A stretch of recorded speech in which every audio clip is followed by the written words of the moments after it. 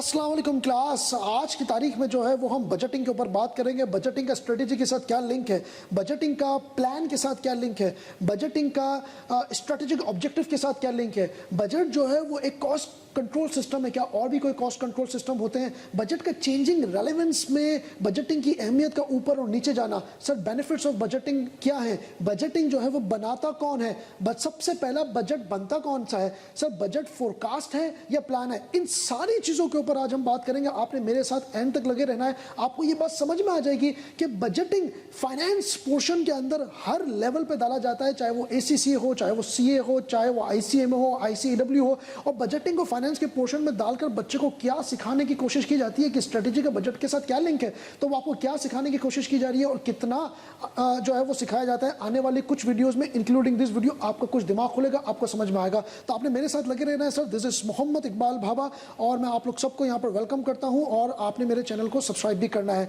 Sir budget है क्या, आसान अल्फाज में समझा दें। बजट फोरकास्ट है या प्लान है? बेटा बजट जो है ना वो प्लान है, it is not a forecast. जो फोरकास्ट होती है, जो फोरकास्टर्स होते हैं वो फोरकास्ट क्रिएट करने के बाद बजट सेटर्स को देते हैं जिसकी बेसिस पे बजट बनता है। बजट एक प्लान है जिसपे उम्मीद की जाती है कि उसी बजट पे चला जाए, ना आगे ना पीछे, एक्चुअल वेरिएशन डिफर की जाती है, लेकिन बजट एक प्लान है और ये प्लानिंग का पार्ट है। सर सबसे पहला बजट कौन सा बनता है? यूजुअली ऑर्गेनाइजेशन के अंदर जो सबसे पहला बजट बनता है वो सेल्स बजट बनता है। सर बजट बनाता कौन है? ये मैनेजर्स बनाते हैं। तो सर मैनेजमेंट अकाउंटेंट जो होते हैं वो क्या करते हैं, वो मैनेजर्स को इंफॉर्मेशन देते हैं ताकि वो डिसीजन मेकिंग कर सकें, वो मैनेजर्स को डाटा देते हैं। लेकिन बजट यूजुअली मैनेजर्स बनाते हैं और बजट जो है वो प्लान है, it's not a forecast. Sir budget कितनी टाइप्स के होते हैं? बेटा बहुत सारी टाइप्स के बजट हैं। जैसे फॉर एग्जांपल एक बजट फिक्स बजट है, एक बजट फ्लेक्सिबल बजट है, एक बजट फ्लेक्स बजट है। हमारे पास जो है वो मास्टर बजट भी होता है, हमारे पास रोलिंग बजट भी होता है, हमारे पास इंक्रीमेंटल बजट भी होता है, हमारे पास जीरो बेस बजट भी होता है। सर सारी टाइप्स जो है वो उसके लिए मैं अलग से एक वीडियो रखूंगा और मैं उस पर जो है वो समझाऊंगा।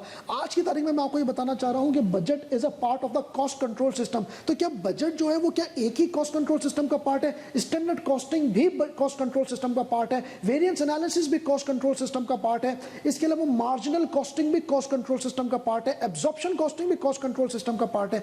ये सारे कॉस्ट कंट्रोल सिस्टम के पार्ट है जिसमें बजटिंग भी एक कॉस्ट कंट्रोल सिस्टम का पार्ट है। इसका मतलब ये है कि ऑर्गेनाइजेशन एक प्लान बनाती है क्वांटिटेटिव टर्म्स के अंदर, एक क्वांटिटेटिव फाइनेंशियल प्लान होता है जिसपे ये एक्सपेक्ट किया जाता है कि हमारी आने वाले वक्त के अंदर यूजुअली अ ईयर में जो एक्टिविटीज होंगी वो इस प्लान के हिसाब से होंगी और बगैर बजट के स्ट्रेटेजी यूजलेस है, जिस तरीके से बगैर स्ट्रेटेजी के बजट यूजलेस है।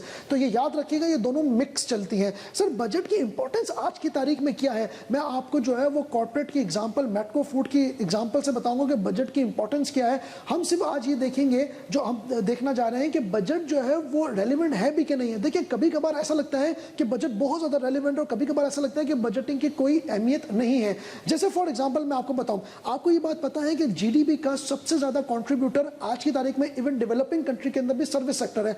अब सर्विस सेक्टर जो है वो, इसका मतलब ये है कि सर्विस सेक्टर में आपकी जो सर्विसेज होती हैं वो इंडिविजुअल के लिए अलग हो जाती हैं। इसका मतलब ये हो गया कि स्टैंडर्ड कॉस्टिंग की तो अहमियत ही खत्म हो गई। स्टैंडर्ड कॉस्टिंग तो आपको ये अज्यूम करवाता है कि आपके पूरे साल के अंदर आपका जो है वो मटेरियल भी, लेबर भी, एनवायरनमेंट भी सब स्टेबल है, you know the cost behaviour. लेकिन when it comes to the service sector you don't know the cost behaviour because every cost is different based on the individual needs. तो standard costing तो zero हो गई। तो ये याद रखिएगा कि सर्विस सेक्टर एक बहुत बड़ा फैक्टर है जो बजटिंग की अहमियत को कम कर रहा होता है। बजटिंग की अहमियत को बढ़ाने वाले बहुत सारे फैक्टर हैं, जैसे कि ग्लोबलाइजेशन। अब जब ग्लोबलाइजेशन बढ़ती है तो आपके डोमेस्टिक प्लेयर को ज्यादा कंपटीशन मिलता है अब्रॉड से। जब अब्रॉड से आपको ज्यादा कंपटीशन मिलेगा तो domestic player will need to keep the cost under control. तो उनके लिए बजटिंग बहुत इंपॉर्टेंट है, क्योंकि अगर वो बजटिंग नहीं करेंगे तो प्लेयर तो जो है वो उनको उड़ा के रख देगा। तो ये दो फैक्टर्स ऐसे हैं जो कि बजटिंग की अहमियत को ऊपर और नीचे करते हैं। इसी तरीके से टेक्नोलॉजी, आप ये देखिएगा टेक्नोलॉजी आपके पास आने के बाद आपकी तो कॉस्ट कटिंग इस लेवल पे हो गई कि आप जो है वो सारी की सारी कॉस्ट आपकी जो है वो नीचे हुए। अब आपको आपने अगर बजटिंग नहीं की हुई होगी, आपको नहीं पता होगा कि मेरी कॉस्ट कितनी लग रही है, तो technology will not play a vital role. तो बजटिंग की अहमियत कभी बढ़ जाती है, कभी कम हो जाती है। इसी तरीके से क्वालिटी, देखिए बहुत सारे दुनिया में लोग इस तरह के हैं जिनको क्वालिटी पसंद है और वो कॉस्ट की बेसिस के ऊपर नहीं बेचते बल्कि क्वालिटी, प्रीमियम, डिफरेंशिएशन की बेसिस के ऊपर बेच रहे होते हैं। उनके लिए बजटिंग इतनी रेलिवेंस इसलिए नहीं कि वो ये कहते हैं कि अगर हमारा प्रोडक्ट प्रीमियम पे जा रहा है, what ever the cost will be, हम उसकी पे नहीं करेंगे क्योंकि कंज्यूमर हमें पे कर देगा। इसकी सबसे बड़ी एग्जांपल हमारी एप्पल है। तो क्या सर जो क्वालिटी पे फोकस करते हैं वो बजट प्रिपेयर नहीं करते? नहीं, मैं ये नहीं कह रहा हूं, मैं सिर्फ ये कहना चाह रहा हूं कि क्वालिटी कॉन्शियस कंपनीज जो होती हैं वो यूजुअली कॉस्ट पे ज्यादा, अपनी प्रोडक्ट और डिफरेंशिएशन पे और अपनी इमेज पे ज्यादा फोकस कर रही होती है। तो ये याद रखिएगा कि बजट की इंपॉर्टेंस कहीं ऊपर कहीं नीचे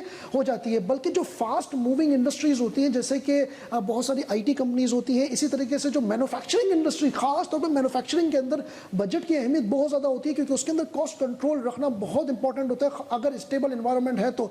बाकी फास्ट चेंजिंग इंडस्ट्रीज ने तो नई नई टेक्निक्स को वजूद में लेकर आए, जैसे life cycle costing. Life cycle costing is a modern technique. इसी तरीके से टारगेट कॉस्टिंग, ये target costing, life cycle costing, ये सारे वो कॉस्ट कंट्रोल सिस्टम्स हैं जो कि फास्ट चेंजिंग एनवायरनमेंट की वजह से हमें नजर में आए। तो ये याद रखिएगा। सर बजट का स्ट्रेटेजी के साथ क्या लेंगे? देखिए आपको ये बात तो पता है कि सबसे पहले विजन बनता है, विजन के बाद मिशन बनता है, मिशन के बाद ऑब्जेक्टिव्स होते हैं, ऑब्जेक्टिव के बाद प्लान होता है और प्लान के बाद बजट बनता है। सर अगर मैं शॉर्ट में समझाना चाहूँ, आपका टाइम बड़ा कीमती है, अगर मैं आपको शॉर्ट में समझाना चाहूँ तो मिशन का मतलब it sets the overall direction of the organisation. Objective का मतलब that how the mission will be pursued, plan का मतलब how the objective will be pursued, और इसके अलावा बजट का मतलब ये होता है कि how the quantifiable term which has been set during the year और at the beginning of the year, उसको हम किस तरीके से अचीव करेंगे। तो स्ट्रेटेजी के बाद, ये मैंने अपनी लास्ट क्लास में भी बताया था कि अगर इंटरनल एनालिसिस आप कर रहे हो और इंटरनल एनालिसिस के अंदर अगर आपने बजट को अहमियत नहीं दी तो फायदा ही नहीं होगा इंटरनल एनालिसिस करने का।